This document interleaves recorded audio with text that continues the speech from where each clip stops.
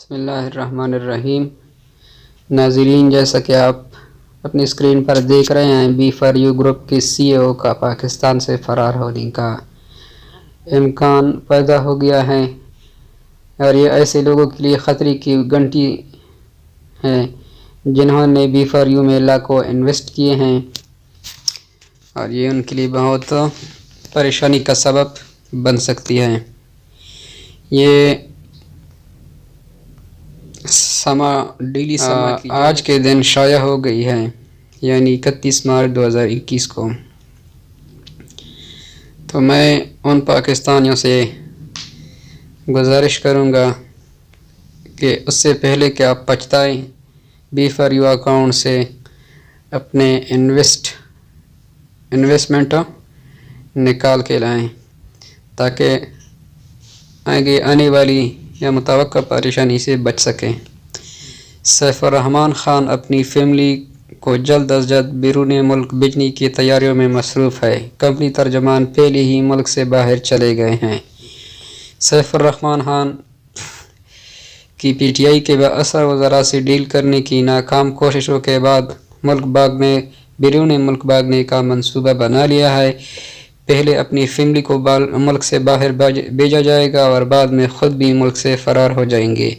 Company کے accounts freeze کیے جا چکے ہیں، اور یہ بہت تشویش والی بات ہے کہ جو اکاؤنٹس ہیں وہ فریز کر دیے گئے ہیں۔ تصویر آپ لوگ دیکھ رہے ہیں، اور بائیں سائڈ پہ ہیں ترجمان B4U شیخ شامی صاحب، اور دوسری جانب CEO سیف الرحمان صاحب۔ یہ جو ہے یہ کارندے ہیں B4U کے۔